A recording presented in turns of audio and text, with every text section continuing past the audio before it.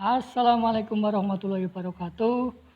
Saudaraku, Bapak Ibu guru, rekan-rekan guru yang saya hormati, jumpa lagi dengan Gus Luken Sunarto dalam channel Klinik Bahasa dan Sastra Indonesia. Saudaraku, pada kesempatan ini saya akan menyampaikan deskripsi tentang teknik atau cara penulisan bab 4 dalam penyusunan laporan penelitian tindakan kelas. Baiklah, saudaraku, langsung saja saya sampaikan bab 4 atau terkenal dengan istilah hasil penelitian. Ini ada yang mengistilahkan hasil penelitian dan pembahasan. Jadi bab 4.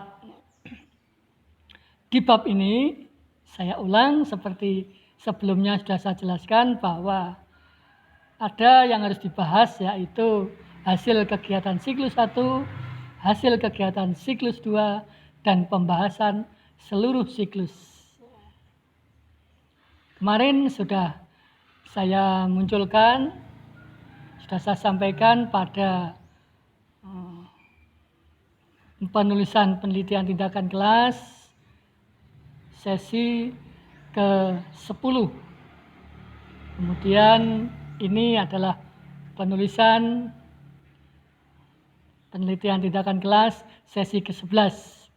Dalam hal ini di sesi 10 kemarin adalah penyampaian hasil kegiatan siklus 1 untuk tekniknya. Kemudian yang saat ini saya akan menyampaikan bagaimana cara merumuskan atau menuliskan hasil kegiatan siklus kedua. Oke, saudaraku, langsung saja saya mulai. Seperti kita ketahui bersama bahwa di hasil kegiatan siklus 2 ini, setelah guru atau setelah kita menyampaikan pembelajaran ulang dengan materi yang sama seperti sebelumnya, maka hasilnya dengan menggunakan model, metode atau strategi ataupun pendekatan yang baru dapat diketahui nanti adalah hasil belajarnya atau ketuntasan belajarnya, sejauh mana presentasi keberhasilannya, lalu bagaimanakah aktivitas kegiatan per individu, dan bagaimana perbandingan hasil belajar dengan siklus 1 dan siklus 2 yang sekarang ini. Ini nanti jawabannya harus muncul pada bagian ini, pada bab 4. Saudaraku, yang pertama, pada tabel nanti akan kita munculkan tabel hasil belajar siswa pada siklus 2 dengan judul begitu. Nanti tergantung jumlah tabelnya dalam penelitian itu berapa, kita munculkan tabel berapa. Di kolom pertama ada nomor absen, kolom kedua ada nama siswa atau kode nama siswa, kolom ketiga ada nilai, dan kolom 4 adalah keterangan ketuntasan, tuntas tidaknya. Sementara pada lajur bawah ada rata-rata kelasnya berapa, jumlah siswa yang berhasil berapa, dan persentase keberhasilannya berapa. Nanti akan kita berikan contoh pada tayangan yang berkaitan dengan penulisan hasil secara Word. Oke. Yang kedua, saudaraku, setelah kita menunjukkan tabel pada hasil tindakan siklus 2 dengan bandingan hasil tindakan siklus 1, kita munculkan, kita deskripsikan isi tabel tersebut. Isi tabelnya. Berapakah siswa yang mendapat nilai 100 misalnya ada, berapakah siswa yang mendapat nilai 95, berapakah siswa yang mendapat nilai 90, berapakah siswa yang mendapat nilai 85, 80, 75, atau berapa siswa yang mendapat nilai 70 atau di bawah 70. Ini kita deskripsikan dalam arti memberikan keterangan membaca tabel yang di atasnya. Lalu setelah kita baca, kita munculkan simpulan dari tabel itu secara umum. Berdasarkan deskripsi nilai di atas, ini bunyinya nanti, atau mungkin bisa bentuk lain, dapat dikatakan bahwa pada kegiatan siklus 2 A, rata-rata kelas mencapai berapa? B, jumlah siswa berhasil mencapai berapa orang? C, persentase keberhasilan siswa mencapai berapa dari 32 siswa? Nah, ini dimunculkan seperti itu, saudaraku. Kemudian di bawahnya kita munculkan, nah ini contoh tabelnya. Nah, jadi tabelnya ini wujudnya seperti yang kita bahas tadi, tabel 3. Mengapa tabel 3? Karena sebelumnya kita munculkan tabel 1 jadwal, tabel 2 data nilai hasil kegiatan siklus 1, sekarang kita munculkan tabel 3 data nilai hasil kegiatan siklus kedua. Nomor, nah, di sini ada hal rata-rata nilai kelas, berapa nilainya, keterangannya, kemudian jumlah siswa berhasil berapa, persentase keberhasilannya berapa. Jadi nanti nomor tabelnya sesuai dengan tabel yang ada pada penelitian Bapak Ibu, karena nanti Bapak Ibu bisa menurunkan tabel-tabel macam-macam, ya tergantung Bapak Ibu ya.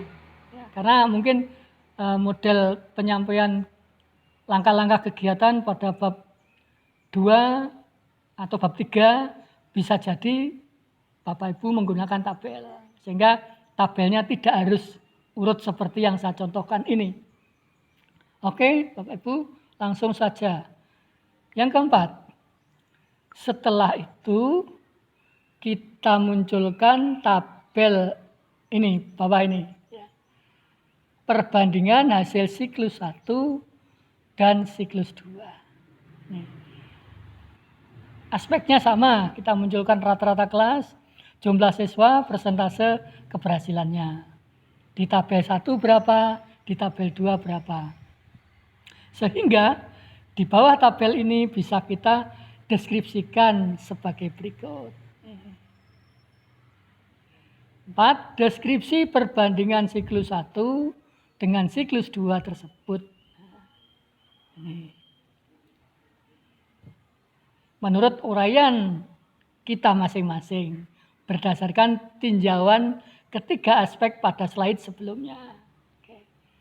Dari itu, maka setelah itu tindak lanjutnya adalah kita munculkan simpulannya. Pertama kita munculkan kegiatan siklus 2 telah berhasil atau belum, dan perlu tindakan pada siklus ketiga atau tidak, ini kita uraikan di sana. Adakah hambatan atau penyebabnya? Deskripsikan di sana.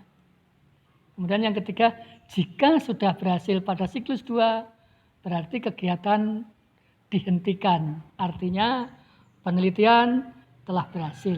Namun jika masih belum mencapai 85% untuk persentase keberhasilannya, berarti masih perlu ditingkatkan lagi, ditindaklanjuti lagi dengan siklus ketiga.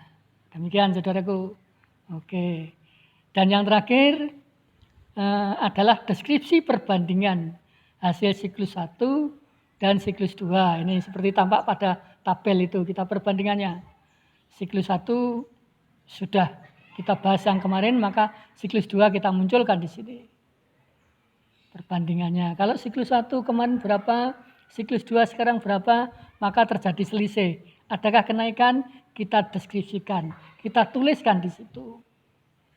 Kemudian jumlah siswa yang berhasil. Kalau siklus 1 misalnya 22, siklus 2 misalnya 32, berarti ada peningkatan dan seterusnya. Nah, kemudian yang terakhir, persentase keberhasilannya di siklus 1 22, di siklus 2 32, wah 100%, ada peningkatan. Persentasenya nanti berapa persen? Dari 60 menjadi 95 misalnya. Nanti kita sesuai dengan data nilai Bapak Ibu sendiri-sendiri yang ditaruh, dimasukkan di tabel tersebut. Inilah Bapak Ibu teknik penulisan bab 4 dengan menguraikan hasil kegiatan siklus kedua. Setelah itu nanti akan kita berikan contoh hasil kegiatan siklus kedua dengan wujud Word. Jadi hasil akhirnya seperti apa kita membuat laporannya. Oke. Terima kasih. Demikian untuk tekniknya. Mudah-mudahan bisa menambah wawasan Bapak Ibu, saudaraku, rekan-rekan guru dalam menyampaikan laporan penelitian tindakan kelas. Mohon maaf kalau ada kekurangan. Akhirnya, wassalamualaikum warahmatullahi wabarakatuh.